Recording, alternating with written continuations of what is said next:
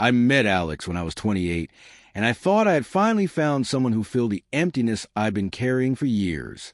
He wasn't my first love, but he was the first person who truly saw me, like I mattered in a way no one else had. Our life together was steady, reliable, comfortable. Nothing wild, nothing unpredictable. I told myself that's exactly what I wanted: security, predictability, calm. But over time, I began to feel restless. I missed the rush of uncertainty, the thrill of feeling desired, the kind of excitement that made my pulse race. That's when I started thinking about Ryan. Ryan had been my first love, the one who made life feel alive. We were reckless, passionate, unafraid of the consequences. Even though he vanished from my life without warning, the memory of him lingered, impossible to shake. I convinced myself that contacting him would be harmless. I saved his number under a false name to avoid suspicion, and told myself it was just to reconnect, to find closure, to see if that spark had truly faded. At first, it was innocent. A message here, a brief conversation there. But Ryan was no longer the boy I remembered. He had grown, changed, matured, but he still understood me in ways Alex never could. We talked more often, revisiting fragments of our shared past, and I felt that old thrill return. Suddenly, the life I had built with Alex felt stifling. He was comfortable, too comfortable, taking our years together for granted. I began to resent the stability I had once longed for.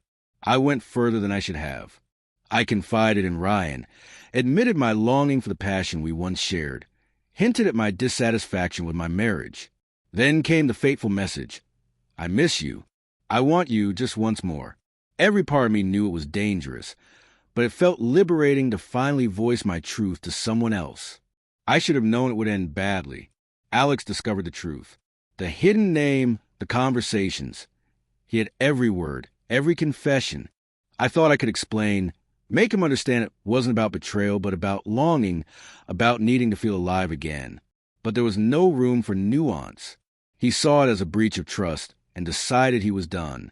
No negotiation, no counseling, no chance to work through it. He filed for divorce immediately. The humiliation was unbearable. He didn't just leave. He broadcast my mistakes. Screenshots of our conversations were shared with family, friends, everyone. Suddenly, I wasn't just heartbroken. I was public enemy number one. Everyone judged me without asking why. No one cared about context, about my feelings, about the quiet desperation that led me to reach out to Ryan.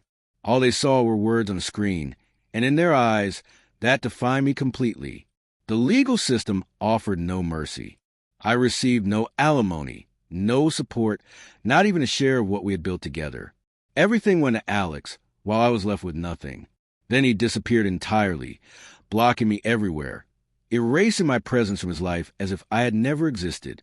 My attempts to explain, to plead, to make him understand that my actions weren't about Ryan, but about me searching for something more, were met with silence.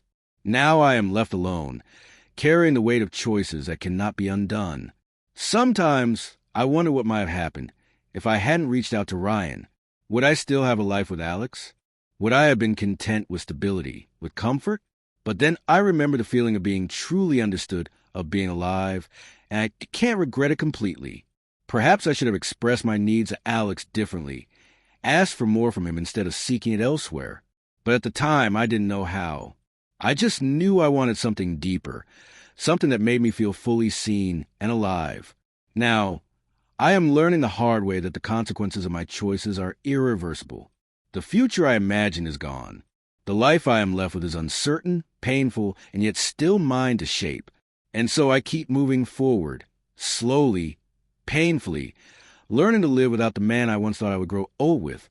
I don't know if Alex will ever regret what he lost, but that is no longer my concern. My life is no longer about what could have been. It is about what I can still create for myself.